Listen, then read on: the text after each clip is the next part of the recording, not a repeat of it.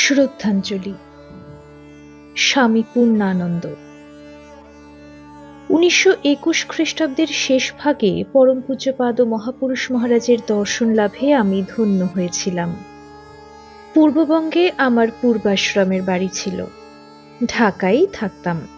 ঢাকা থেকে কলকাতা আসবার প্রাক্কালে ঢাকা রামকৃষ্ণ মিশনের তদানীন্তন অধ্যক্ষ স্বামী আত্মানন্দজি অর্থাৎ শুকুল মহারাজ আমাকে বলেছিলেন, কলকাতা যাচ্ছ, বেলুর মঠে যেও, মহাপুরুষ মহারাজকে দর্শন করে এসো।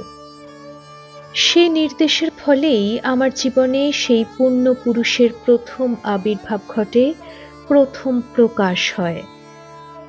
গিরিশ স্মৃতিভবনের যে কক্ষটিতে বেলুর মঠের বর্তমান অধ্যক্ষ বাস করেন, তখনকার দিনে মহাপুরুষ মহারাজ সেই কক্ষটিতে বাস করতেন।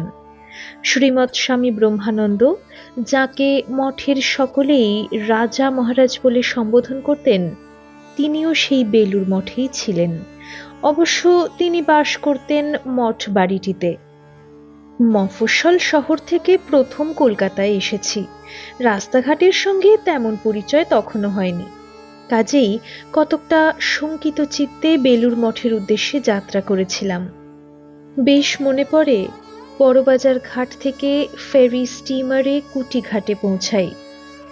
বাস অনেক পরের কথা। কাজেই কুঠিঘাট থেকে খেয়া নৌকায় বেলুর মঠে পৌঁছতে হতো।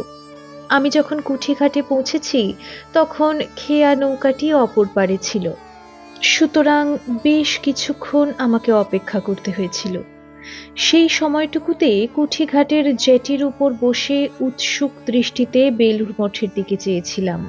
মনে হয়েছিল ওই বেলুর মঠ, ওইখানে স্বামীজি বাস করতেন। আজও মনে পড়ে প্রথম আবিষ্কারের কি এক অব্যক্ত আনন্দ সেদিন যেন আমার অন্তরটিকে পূর্ণ করে দিয়েছিল।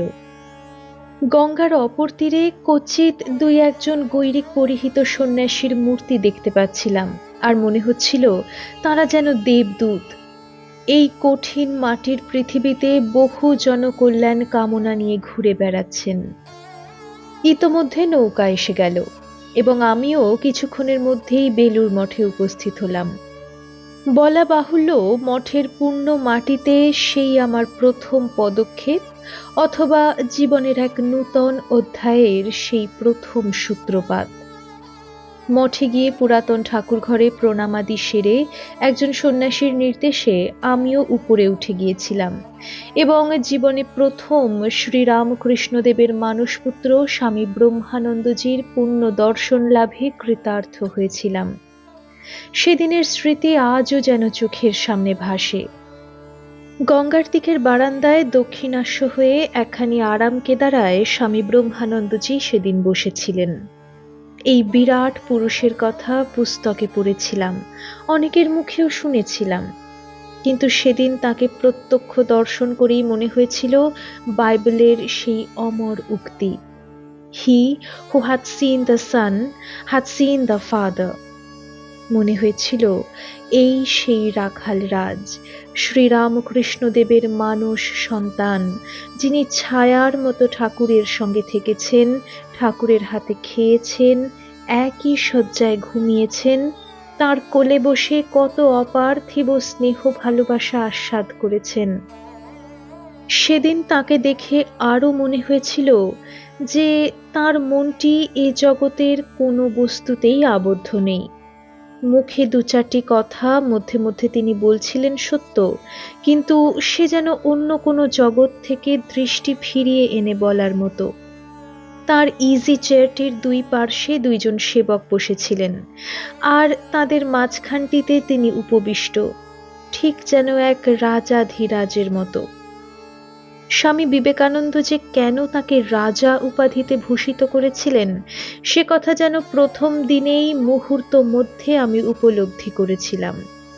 একটু পরেই আস্তে আস্তে সামনে অগ্রসর হয়ে মহারাজকে প্রণাম করলাম। তিনি জিজ্ঞেস করলেন, কোত্থেকে আসছো? আমি সংক্ষেপে আমার পরিচয় দিয়েছিলাম। আমার উত্তর শুনে মহারাজ বলেছিলেন, কোনো বাড়িতে গেলে প্রথমে সে বাড়ির বয়োজ্যেষ্ঠের সঙ্গে দেখা করতে হয়। তুমি কি মহাপুরুষ মহারাজের সঙ্গে দেখা করেছ? আগে সেখানে যাও, তাঁকে দর্শন করো। হতে পারে ভ্রম, তথাপি মনে হয় মহারাজ হয়তো তার ভবিষ্যৎ দৃষ্টিতে দেখতে পেয়েছিলেন যে উত্তরকালে মহাপুরুষ মহারাজের কৃপা এবং আশীর্বাদই আমার জীবন পথের পরম পাথেয় হবে। তাই সাক্ষাৎ মাত্রেই তাকে দর্শন করবার জন্য তিনি আমাকে বিশেষভাবে নির্দেশ দিয়েছিলেন, এবং সে নির্দেশ অনুসারেই প্রথম পূজ্যপাদ মহাপুরুষ মহারাজের পূর্ণ দর্শন লাভে আমি ধন্য হয়েছিলাম। ঘটনাটি এরূপ ঘটেছিল। মহারাজের সামনে থেকে সরে এসে ধীরে ধীরে গিরিশ স্মৃতি ভবনের তলায় দক্ষিণ দিকে বারান্দায় আমি উপস্থিত হলাম। মহাপুরুষ মহারাজ তখন সে বারান্দাটিতেই বসেছিলেন। সেখানেই আমি তাকে প্রথম দর্শন করলাম। নিকটে গিয়ে প্রণাম করার পর তিনি প্রশ্ন করেছিলেন শ্রী মহারাজকে দর্শন করেছি কিনা। আমি বলেছিলাম করেছি। তদুত্তরে তিনি মৃদু হাস্যে বলেছিলেন, মহারাজকে দর্শন করলে মঠে আর কাহাকেও দর্শন করবার প্রয়োজন হয় না।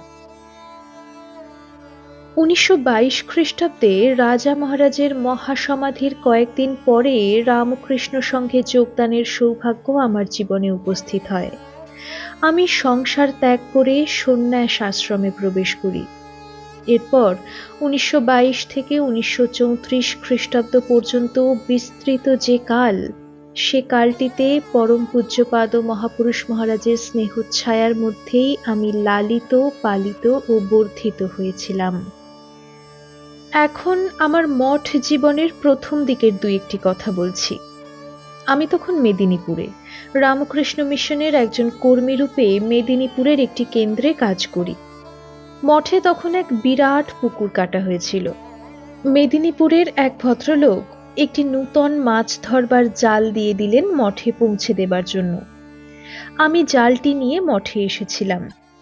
সেই ভদ্রলোক মহাপুরুষ মহারাজের শিষ্য ছিলেন, সুতরাং জালটি মহাপুরুষজির ঘরে রেখে তাকে বলেছিলাম, মহারাজ, আপনার শিষ্য অমুকবাবু এই জালটি পাঠিয়েছেন মাছ ধরার জন্য।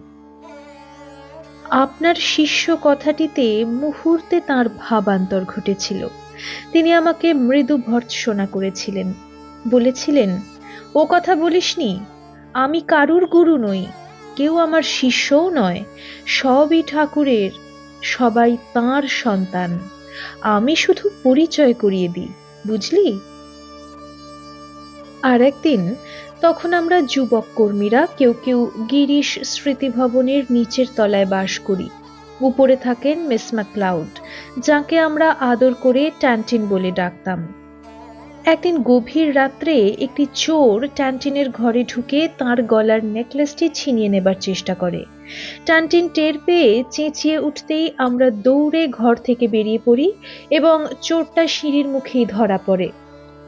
আমি তাকে বেশ কিছু উত্তম মধ্যম দিয়ে দড়ি দিয়ে বেঁধে ফেললাম। তারপর রাত্রি ভোর হতেই তাকে ধরে নিয়ে জ্ঞান মহারাজের ঘরের রোয়াকের সামনে বসিয়ে রাখলাম।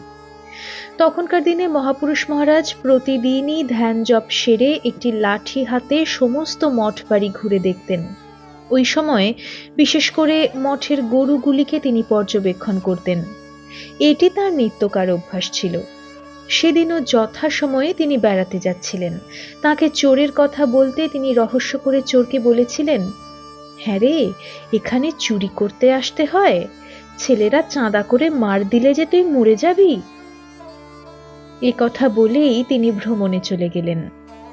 কিছুক্ষণ পরেই ভ্রমণ শেষ করে নিজের ঘরে বসে যখন তিনি প্রাতরাশ খাচ্ছেন, তখন ট্যান্টিন খটখট করে এসে বললেন, মহাপুরুষ মহারাজ, শুনেছেন আমার ঘরে একটা চোর ঢুকেছিল। আমার মনে হয় চোরটি ভক্ত, তা না হলে ঘরে কত জিনিস ছিল, সেসব না নিয়ে আমার গলার নেকলেসটা নিতে যাবে কেন? আপনি তো জানেন ওই নেকলেসটার মধ্যে স্বামীজি প্রদত্ত লকেটটি আছে। আমার বিশ্বাস ওই লকেটটা নেওয়াই চোরটার মতলব ছিল। একান্ত সরল বালক স্বভাব মহাপুরুষ মহারাজ সে কথা বিশ্বাস করলেন এবং সঙ্গে সঙ্গেই আমার উপর আদেশ হলো চোরকে গঙ্গা স্নান করাতে। আমার তখন কি সংকটময় অবস্থা!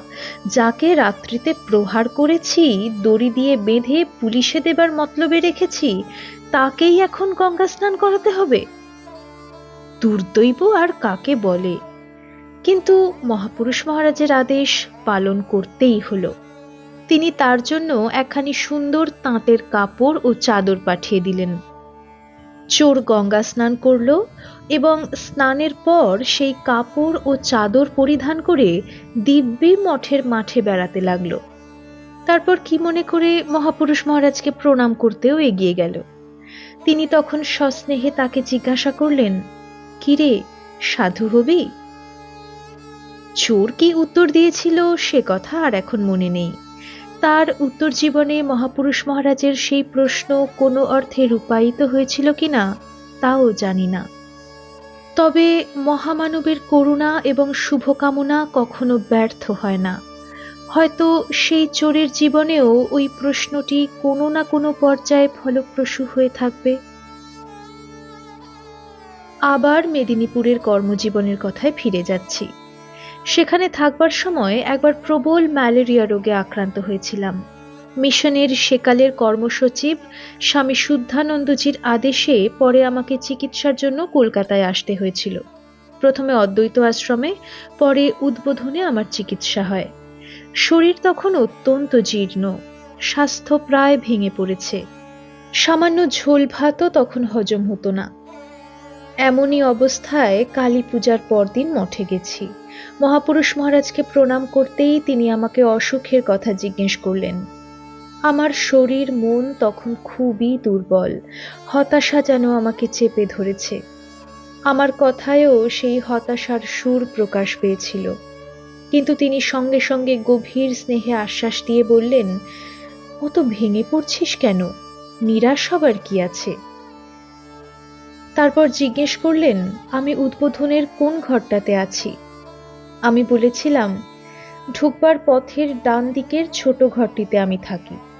তিনি বলেছিলেন, ঠিক হয়েছে, উপরে মা খাটে ঘুমুন, তুমি ঠিক নিচে আছো, কোনো ভয় নেই, যাও নিচে যাও, রাত্রিরে কালী পূজা হয়েছে, প্রসাদ আছে, মহাপ্রসাদ খাও গিয়ে। আমি শঙ্কিত হয়ে উঠেছিলাম। সামান্য ঝোল ভাত তখন হজম হয় না, বাসি খিচুড়ি ও মহাপ্রসাদ খেলে কি অবস্থা হবে? তিনি বুঝতে পেরে দৃঢ়তার সঙ্গে বললেন, যা মায়ের প্রসাদ খাগে, কিছু হবে না। একে গুরুর নির্দেশ, তার উপর নিজেরও বোধহয় কিছুটা লোভ ছিল, তাই প্রসাদ খেলাম এবং খাওয়াটা কিছু বেশিই হয়ে গেল।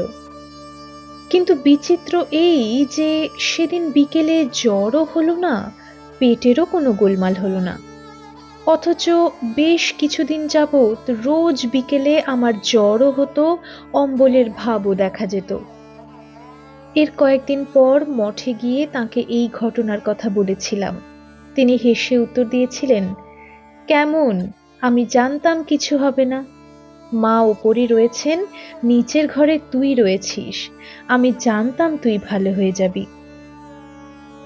সেই দিনই কথা প্রসঙ্গে বললেন, পুরী যা, পুরী থেকে বায়ু পরিবর্তন করে আয়।